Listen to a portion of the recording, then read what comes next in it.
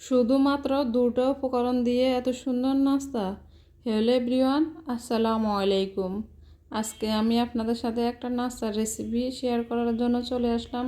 খুবই সহজ আর অল্প কিছু উপকরণ দিয়ে নাস্তাটা বানিয়ে নেওয়া যায়।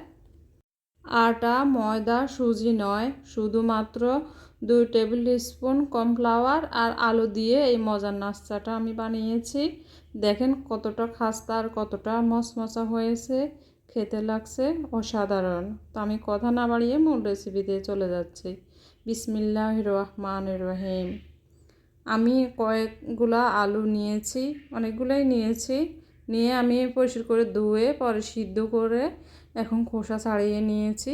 এখন একটা কাঁটা চামচের সাহায্যে আমি ম্যাশ করে নিচ্ছি। আলু নিয়ে একটা টিপস বলে দিচ্ছি, আলু গরম থাকা অবস্থায় ম্যাশ করে নেবেন, এতে করে খুব সহজেই ম্যাশ হয়ে যাবে। আর যদি ঠান্ডা হয়ে যাওয়ার পর ম্যাশ করতে যান তাহলে কিন্তু ম্যাশ হতে সমস্যা হবে, মানে দানা দানা ভাব থেকে যায়।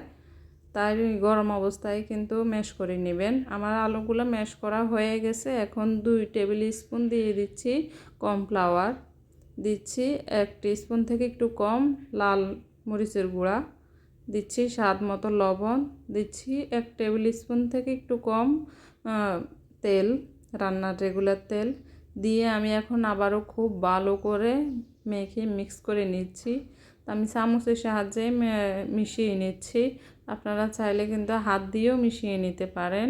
তো যার কাছে যেভাবে সুবিধা সেভাবেই মিশিয়ে নিতে পারেন।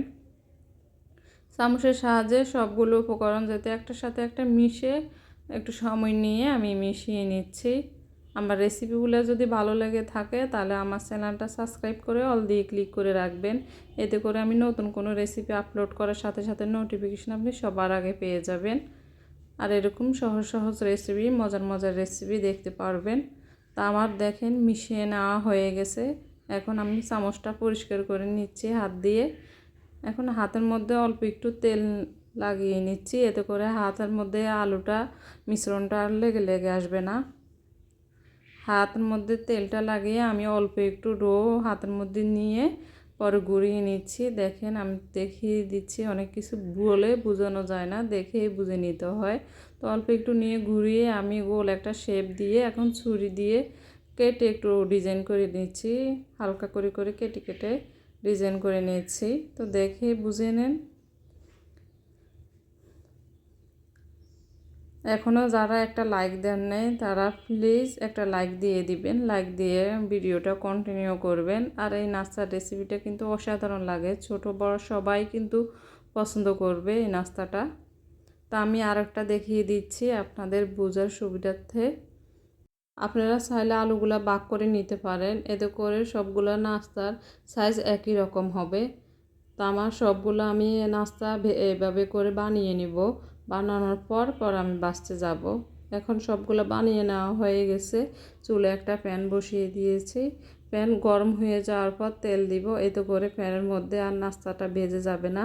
অনেক সময় নাস্তা উল্টানো যায় না, প্যানের মধ্যে ভেজে যায়। যে কোনো নাস্তা বা মাছ ভাজি করার সময় আগে আপনারা প্যানটা গরম করে পরে তেল দিবেন, এতে করে আর ভেজে যাবে না প্যানের মধ্যে। তো তেলটা পুরোপুরিভাবে গরম হয়ে যাওয়ার পর এখন আমি নাস্তাগুলো দিয়ে দিচ্ছি।